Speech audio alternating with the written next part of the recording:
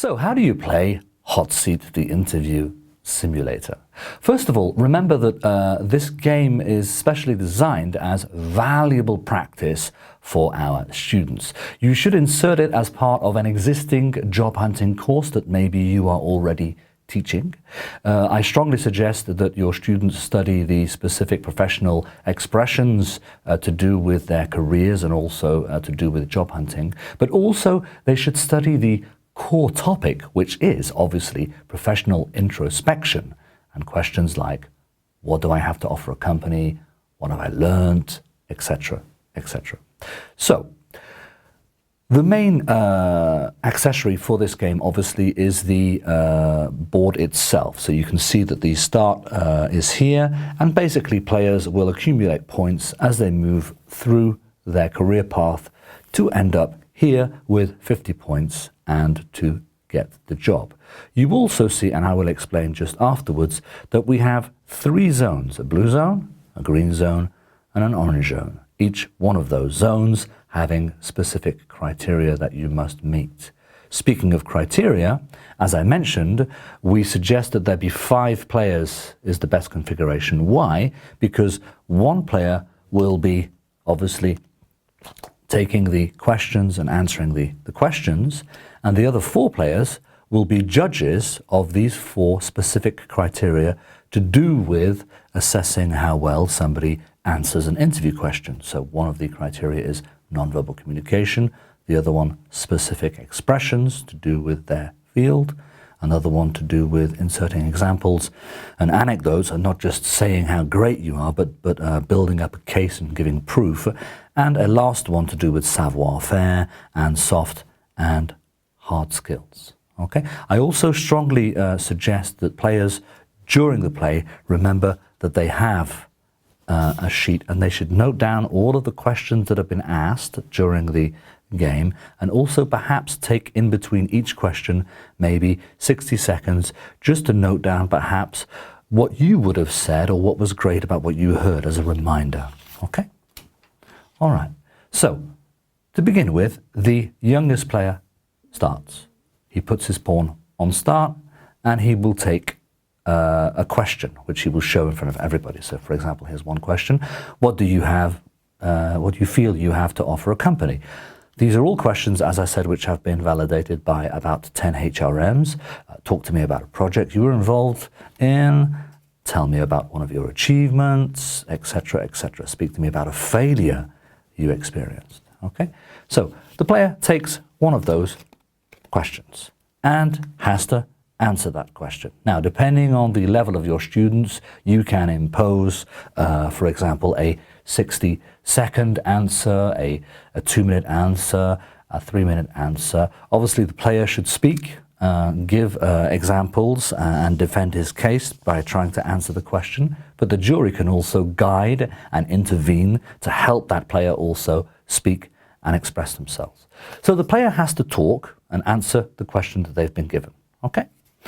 Once they've finished their speech, then the other players, each player has 10 smileys, which are obviously points to award for, let's say, good behavior and good answers, and also 10 frownies, which they can also use to say that a player hasn't respected a certain condition, or that they haven't been very high performance in their answer there. Okay, those frownies are used each time, so each player has those. So the player can, for example, decide to put down, let's say, okay, good nonverbal communication, there was an anecdote, etc., etc., and also decide, well, okay, I'm afraid that maybe this bit wasn't so good. Okay, so each player has a maximum of 10. You don't have to use all 10 each time. You place those, okay? A smiley is 2 points. A frowny is -1 point, okay? Once those have been put there, the player tots up all of their points on a scorecard, on a piece of paper, and then they will move their, let's imagine, for example, that I had this as a, so this is 2, 4, 6 points, -1, so I move forward 5.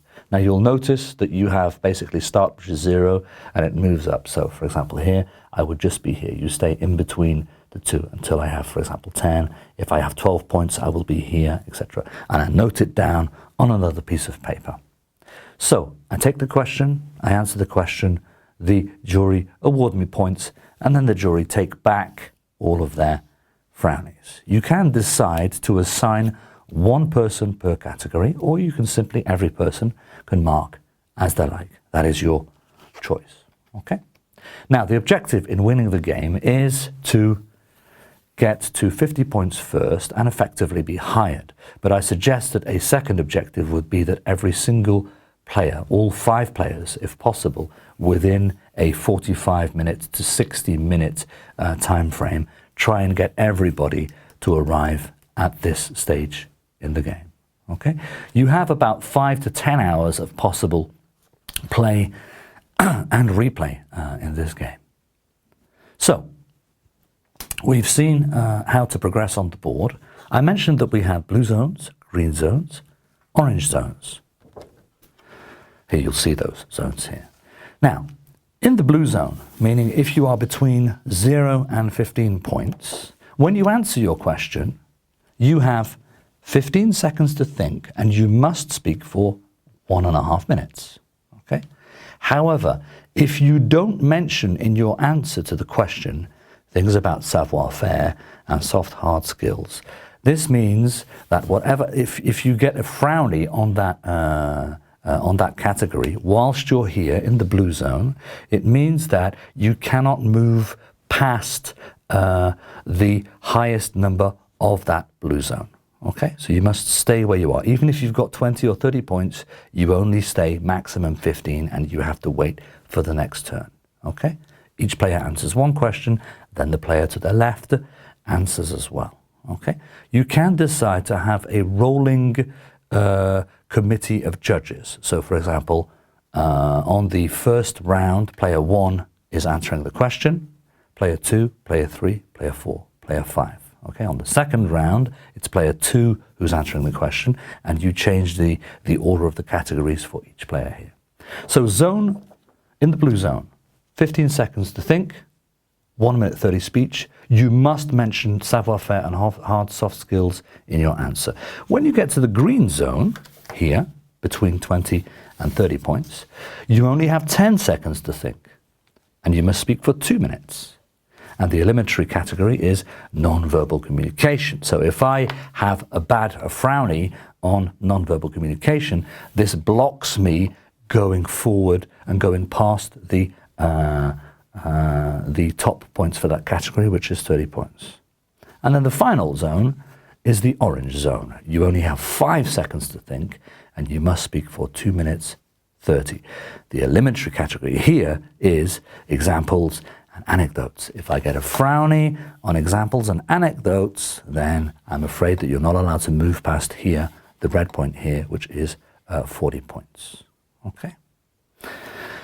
So that is about it for the explanation of how you move along the board. Let me just remind you one other thing, please, which is that you have, as a guide, if you would like to, you have a guide on assessment criteria. So, for example, as a judge, if I'm a judge, for example, on nonverbal communication, if I see that the candidate has no eye contact, that they're fidgeting, that they've hidden their hands and they're sighing, etc., and tutting, for example, I know that perhaps maybe they deserve 2 frownies. If they have little eye contact or awkward demeanor, maybe I can give them 1 frowny. If there's no connection with the panel, but the candidate remains neutral and calm, then I can just say, well, okay, no frownies, no smileys. If they do have eye contact, smiling, use of hands, arms, and head, I can maybe give them 1 smiley. And obviously, if they're very confident, convincing, and they have positive nonverbal communication, I can give them 2 or even more frownies if I like. Okay, this is just as a guide. Maybe students want to just use their gut feeling in assessing their points. Okay, so please remember that when you've put your frownies. You don't have to use all 10 of them. You can just use 1 or 2 each time. Once you've used them, you take them back. Each player takes their frownies back. We tot up the points. Then you take an extra 60 seconds just to note down any points that you want to for yourself to remember about your performance and the questions that were asked. Let's have a look at the next part of this video tutorial, which is based on teacher tips and how to customize the game.